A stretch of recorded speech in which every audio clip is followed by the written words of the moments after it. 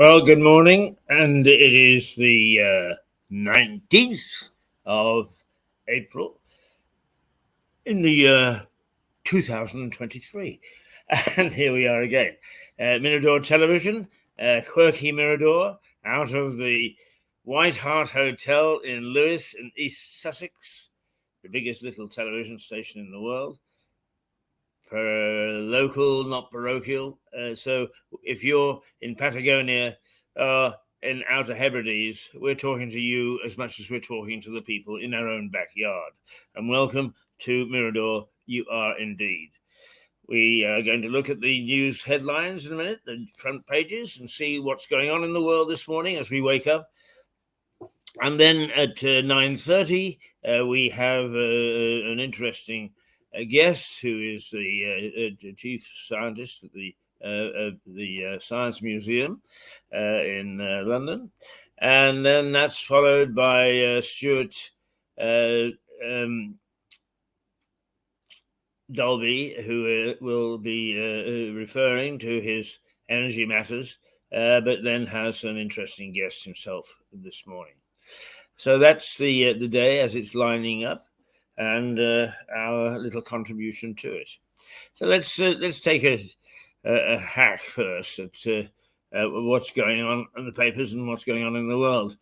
So if the I headlines that if, and it's a big if still, even though the Tories have buggered it so badly, is Starmer should get back in. He's likely to return to NHS targets, says the I. The NHS having come in for a tremendous amount of criticism recently.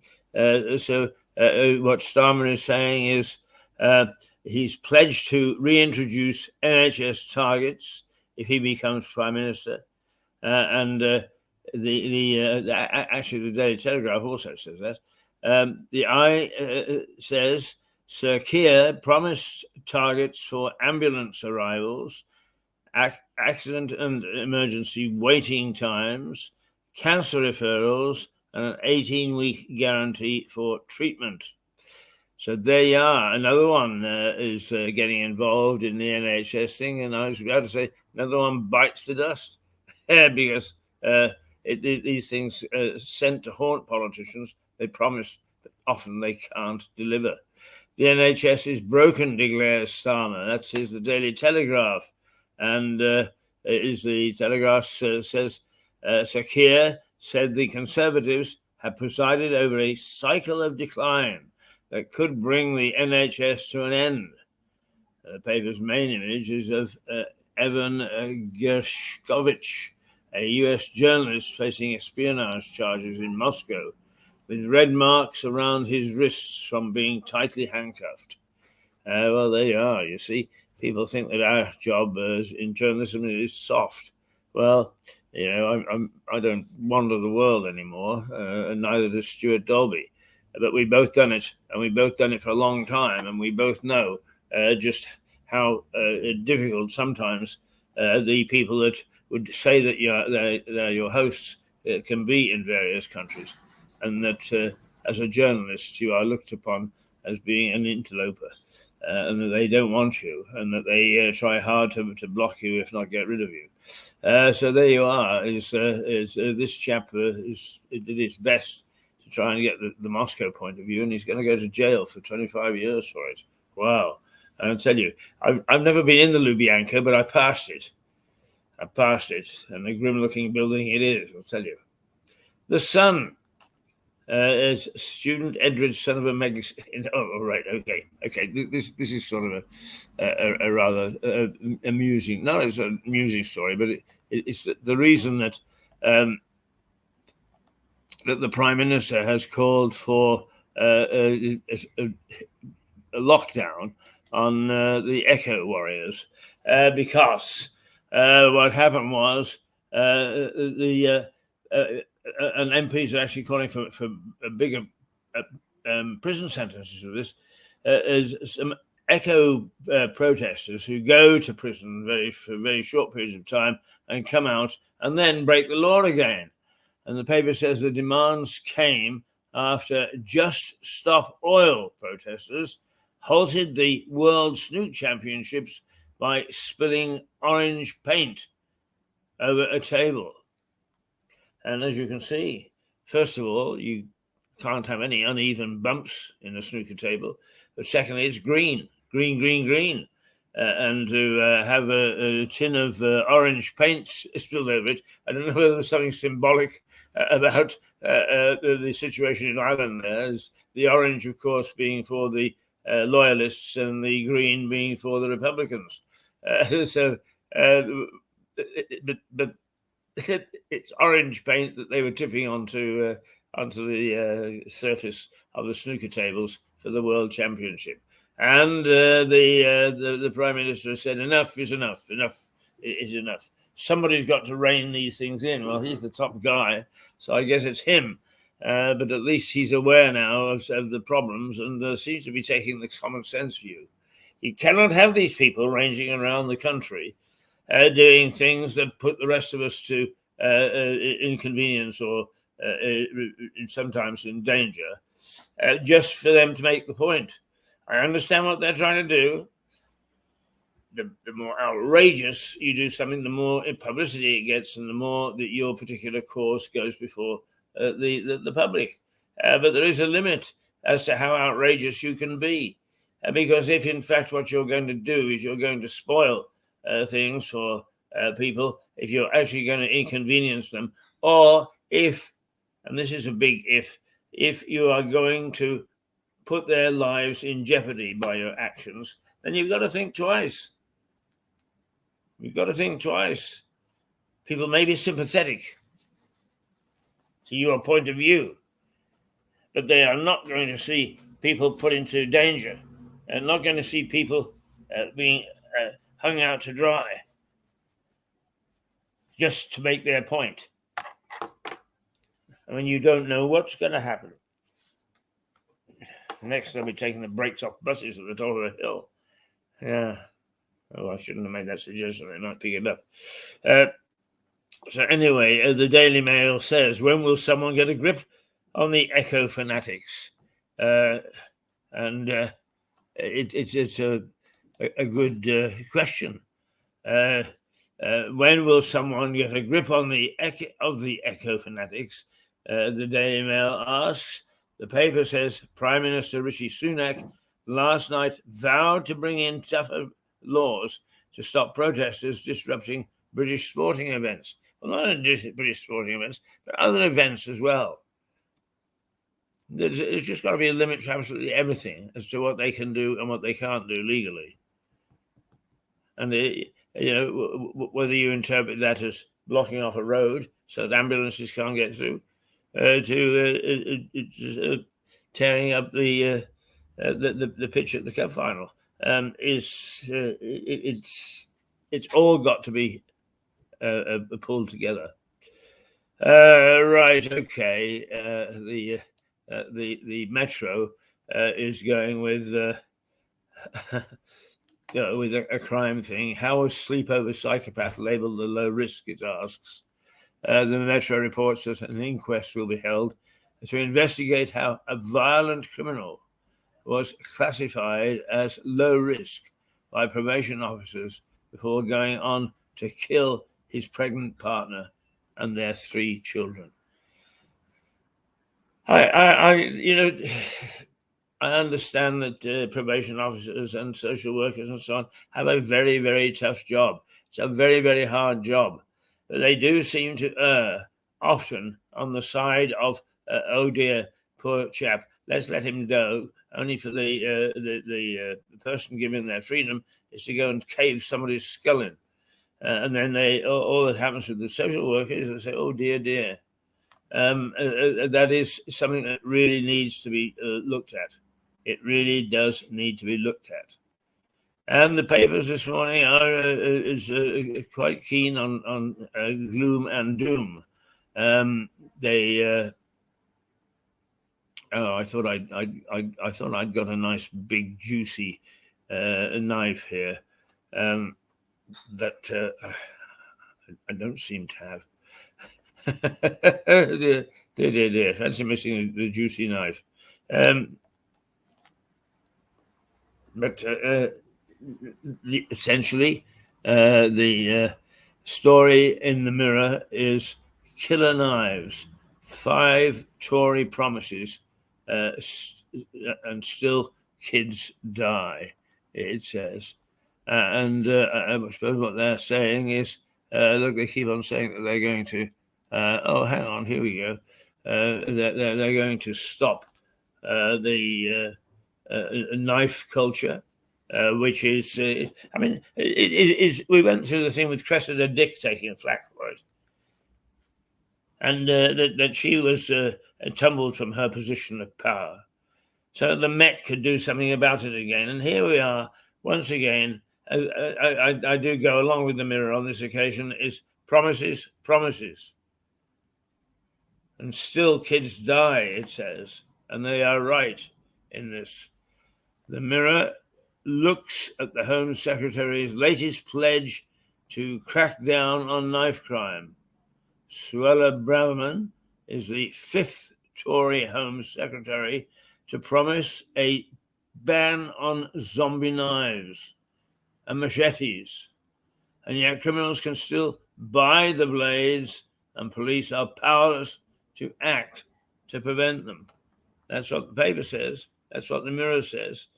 It's whether in fact it's absolutely accurate and the police are powerless, I don't know. But certainly they have poked at something which is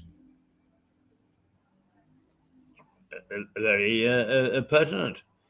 And not only is knife crime still rampant, but actually all street crime is. And we went through last week people pointing the finger at the coppers and saying, hey, look, you're not out on the streets. You're not doing your job. You're not there to help prevent us. And we have said locally that despite the blurb by Katie Bourne on her re-election brochure about all the good things that she's done, is we do not see coppers on the street, except perhaps we're privileged at this television station is we are facing the Crown Court. So we see lots of coppers going in and out of the building. They're going in and out of the building to give evidence or to appear in court for some reason or another, not to patrol the streets, not to make sure that the naughty boys with knives and other weapons are being dealt with. And it's an issue that instead of, this television station has also taken the point that we are not at all enamored of the present crop of politicians, and not at all. We think that they are lightweight and that they really don't get to grips with things except anything that will give them more money in their pockets. And that's got to stop. The Guardian, here we go with The Guardian, is somewhat different. The UK must not pull shutters down on China. The MPs have been warned. Is Foreign Secretary James Cleverly said that Britain should not pull the shutters down on China. Mr. Cleverly will set out the UK's approach towards China next week.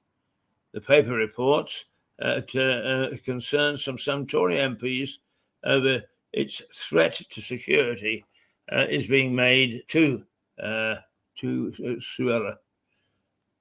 It is a contentious thing. Here, China is being very naughty in many ways. Do you stop dealing with them? It's strange enough, the biggest stop dealing anywhere in the last 100 years was in the United States, where two congressmen, senators, brought in what was known as the Smoot-Hawley Act. The Smoot-Hawley Act actually stopped, through high tariffs, external countries dealing with the United States.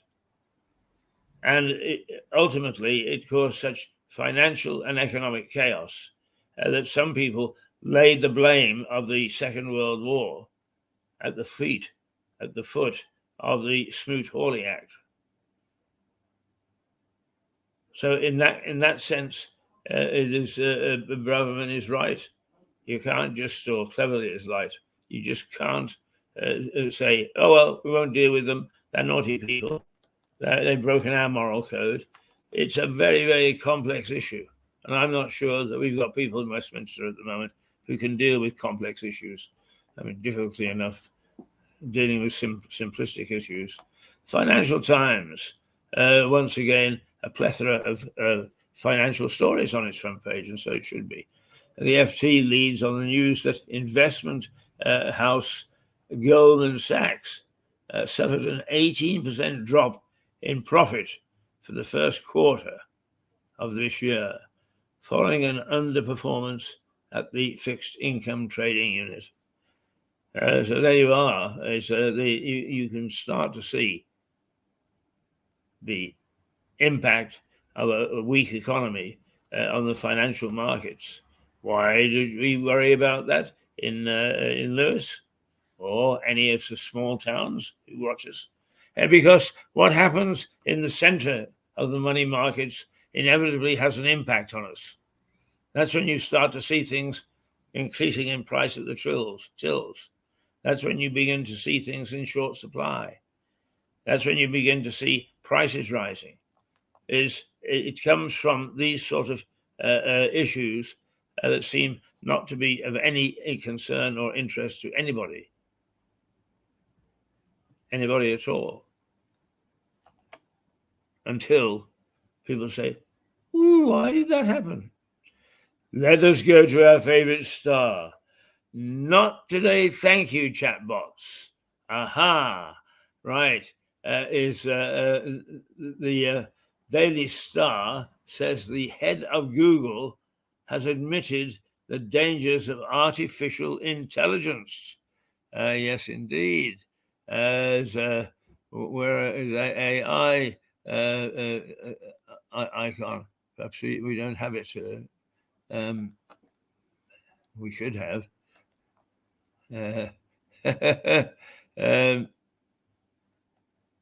The artificial intelligence. It is the most controversial thing, because I've been saying, and this station has been saying for some time,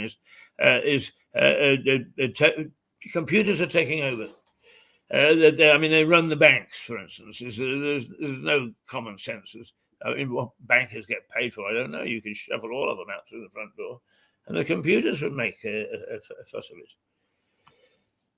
The computers would make a fuss of it. And what they're saying now is that, in fact, serious people are starting to say artificial intelligence can take us over. And if it takes us over, then indeed what's going to happen is that we will not be able to be masters of our own destiny. And that's quite right. It is quite right. All right, and the last one is the Times is a soup and shake diet can reverse diabetes. I suppose really this is an important story, and it's been shoved down to the bottom. A landmark trial has found a soup and shake diet can reverse type 2 diabetes. and the Times has decided this is an important enough story to put on its front page. The paper says patients who consume just 800 calories a day for 3 months and then kept the weight off no longer needed medication 5 years later. So that's where we are. And look who's in the background there. It's the old man. Yeah, not so much of the old, mate. No, not so much of the old, he says. Pay no attention to him. He's age. Right, you're fired. I'm fired. I'm fired. Oh, good. Does that mean I can leave? Yep, absolutely. Okie dokie. You missed one of the interesting papers, haven't you? The Sussex Express. Sorry. Have you got a copy of the Sussex Express? I certainly have. Right. What okay. does it say? Don't explain objections. We'll talk about that later. Yes, we will, because it's not going to come actually. Stuart has got to, from 10 o'clock on. Stuart has got some very important stuff. Not only his energy, but he's also got some local information and interviews. What we are doing from now on is at 9:30. We go off the air, of course, for half an hour at 9 o'clock. At 9:30, we have the head scientist of the Science Museum for half an hour. And then Stuart is coming along with probably an hour of really important stuff this morning. So it's all go on Mirador Television today, and it has been all week. We've had some good interviews and material in the first 2 days of this week, and it's going to go on right until Friday. It is. Let's see if we can just one thing that we should do is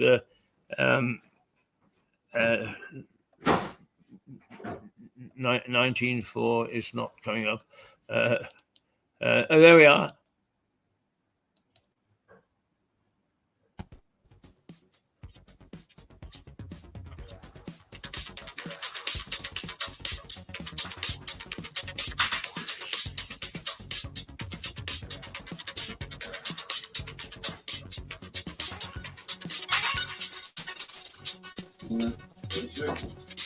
How are you? Oh, very well. Hang on a sec.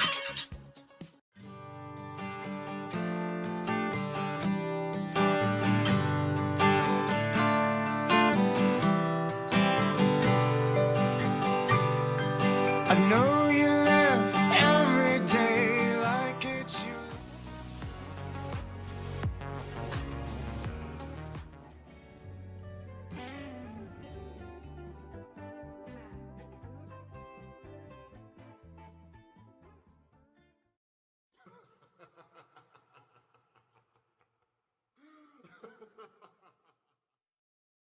Taking the break. Now, at the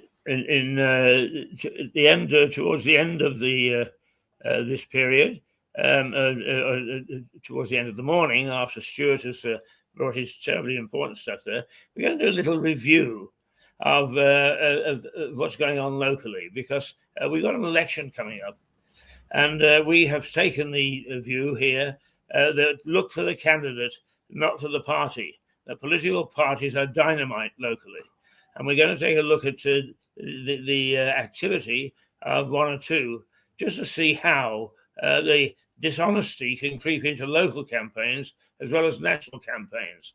And it really is.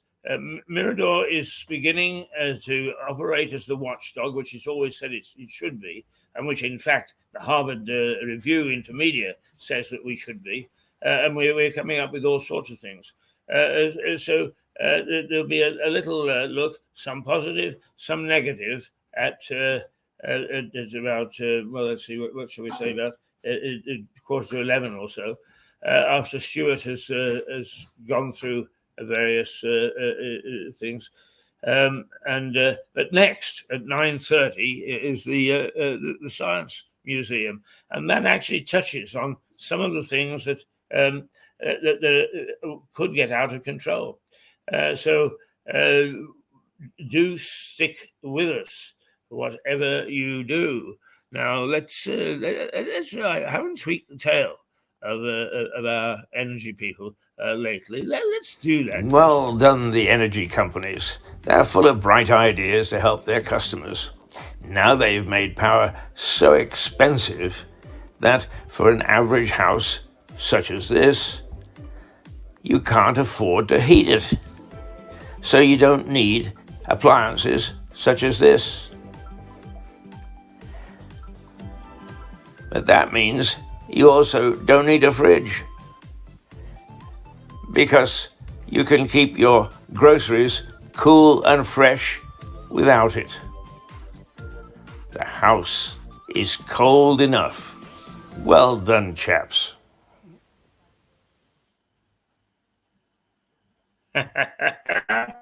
Well, it's a little tongue-in-cheek, but the fact of the matter is this energy crisis is not going away. And it's important that Stuart keeps us up to date with what's going on, because a lot of it is slipped out. It's the old thing that started with Tony Blair and spin doctors, is they slip bad news out so that we never actually get to see it, because it's always overshadowed by something much, much bigger. So our role as watchdog is it's very important. We are one little tiny television station in the scheme of things, and so we do not have the resources to look at absolutely everything.